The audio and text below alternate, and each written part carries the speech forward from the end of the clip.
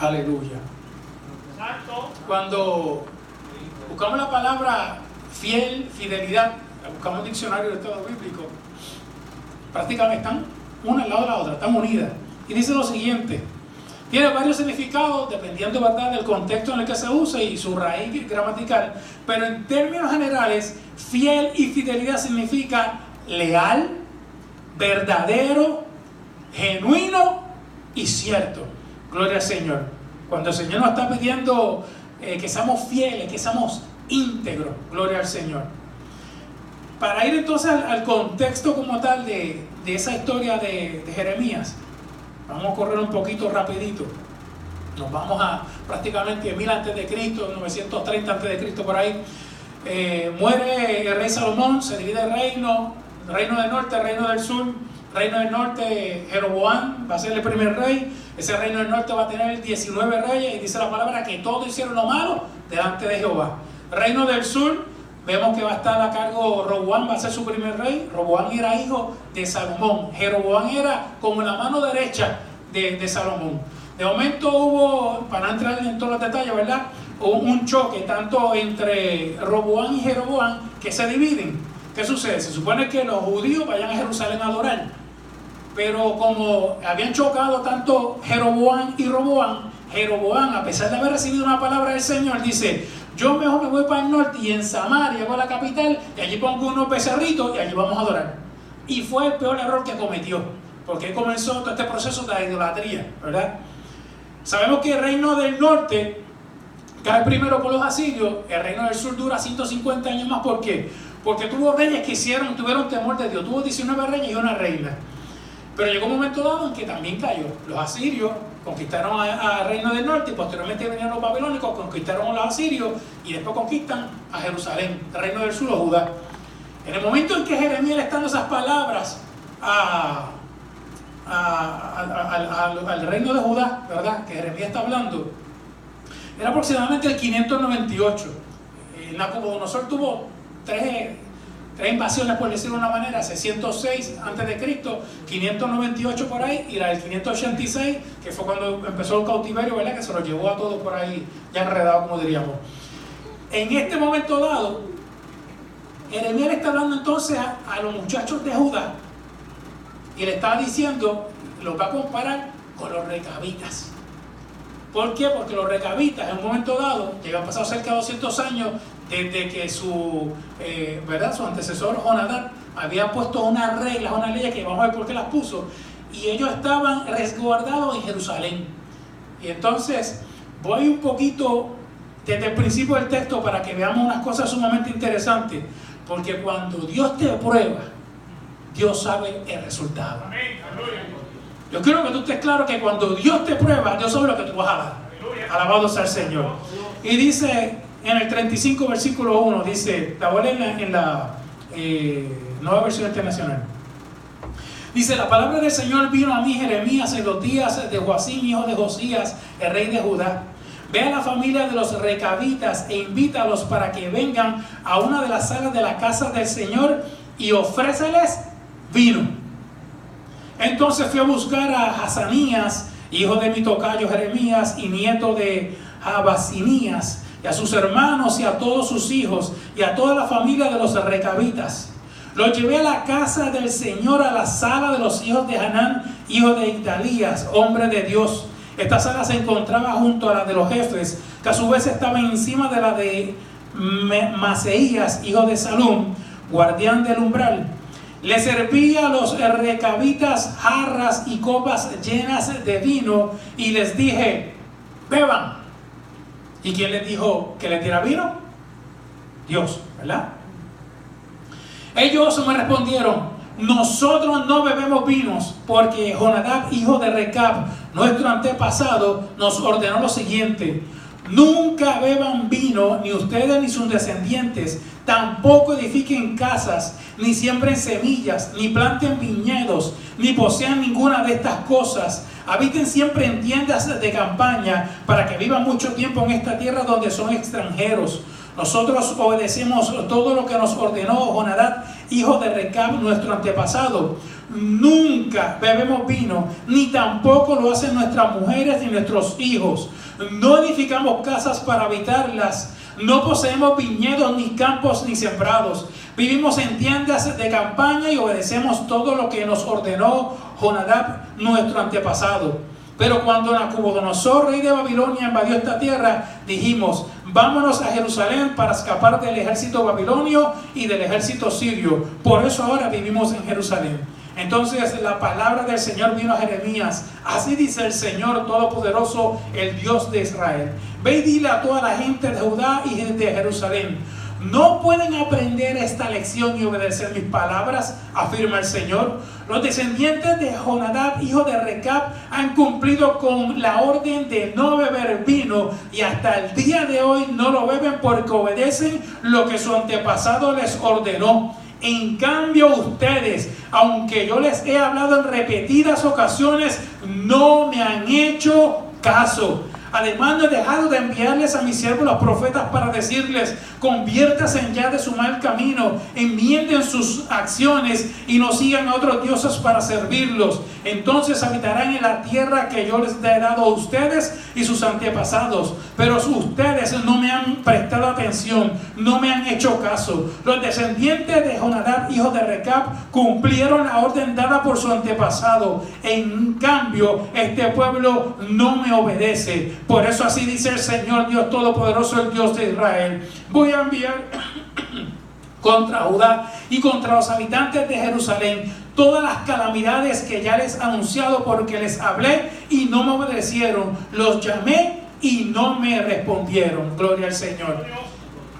Utilizó a los recabitas como ejemplo. Recabitas, si vamos un poquito más atrás, si nos vamos a la época de Moisés, Jetro, el suegro de Moisés, era madianita, y de ahí vienen los recabitas, ¿verdad? Quiere decir que esa gente pasaron sobre 200 años, y Jonadab, en un momento dado, cuando Jehú fue a acabar en Samaria con los altares y todas estas cosas, y mató a un montón de gente, que era una profecía que había, quien le ayudó en ese momento dado fue Jonadab. Y de ahí viene entonces toda esta, ¿verdad?, mandamientos humanos que le da Jonadab a los recabitas para que se guarden. Y Jeremías lo está comparando y dice: si esta gente son capaces de guardar un mandamiento humano, ¿cómo es posible que Judá no pueda guardar los mandamientos de Dios? Le dice: yo los probé con vino, gloria al Señor, pero yo sabía cuál era el final. Esa gente eran fieles. Bendito Dios, aleluya. Esa gente eran fieles, gloria al Señor. Es bien interesante. Voy a enseñar unas cositas de los recabitas versus los israelitas. Necesito un contraste entre los recabitas y los demás israelitas. Los recabitas mantuvieron los votos hechos a un líder humano falible, o sea que podía fallar. Israel quebrantó su pacto con el líder divino infalible. Jonadab dijo a su familia en una ocasión que no bebieran y ellos obedecieron. Dios ordenó constantemente a Israel que se volviera de su pecado y ellos se negaron a hacerlo. Los recabitas obedecieron leyes relacionadas a asuntos temporales. Israel se negó a obedecer las leyes de Dios relacionadas con asuntos eternos. Los recabitas obedecieron durante cientos de años. Israel desobedeció durante cientos de años. Los recabitas serían recompensados, pero Israel sería castigado. Dice: a menudo estamos dispuestos a observar costumbres solo en nombre de la tradición. Cuanto más deberemos obedecer la palabra de Dios, que ya es eterna. Y al final se da la bendición a los recabitas, que fue la que se lo leí, ¿verdad? Que dice que no iba a faltar un hijo de Recab, un varón que estuviese todos los días en la presencia de Dios por guardar un mandamiento de hombre. Gloria al Señor. Pero vean, ¿verdad?, el ejemplo que tiene que utilizar Jeremías para confrontar a su pueblo. Bendito sea el Señor. La recompensa de la fidelidad la vimos ahí en los recabitas. Gloria a Dios. Ahora, para ser fiel, gloria al Señor, hay unas cosas, se exigen unas cosas para ser fiel. O sea, tú por tu propia fuerza no vas a ser fiel. Y en medio de este mundo mucho menos. Gloria al Señor. Así que le voy a hablar de 3 cosas que necesitamos para ser fiel. Bendito Dios. Número 1, hay que ser lleno del Espíritu Santo. Bendito Dios. Efesios 5:18 dice lo siguiente: no se embriaguéis con vino, lo cual es disolución, antes sed bien llenos del Espíritu, hablando entre vosotros con salmos, con himnos y cánticos espirituales, cantando y alabando al Señor en vuestros corazones, dando siempre gracias a Dios por todo y Padre, en el nombre de nuestro Señor Jesucristo. Una cosa son los dones, otra cosa es la llenura. Hay gente que puede tener dones y no va a escuchar el sonar de la trompeta. La palabra es clara que en un momento dado el Señor le dice: Señor, en tu nombre echamos fuera demonios, hablamos nueva lengua, etcétera, etcétera. ¿Y cuál fue la contestación del Señor? Apartaos de mí, hacedores de maldad, no os conozco. Es importante nosotros conocer al Señor, pero lo más importante es que al final del camino Él nos conozca a nosotros. Gloria al Señor. La otra es la llenura. Cuando tú estás lleno del Espíritu Santo, ¿tú sabes cuándo se manifiesta la llenura del Espíritu Santo? Cuando, por ejemplo, tú eres tentado.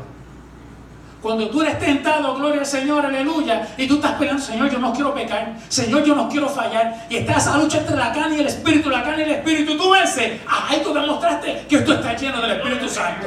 Gloria al Señor. ¿Tú sabes por qué? Porque para estar lleno del Espíritu Santo se necesita algo que al ser humano no le gusta. Para ser lleno del Espíritu Santo se necesita, gloria al Señor, dejar que nos dominen.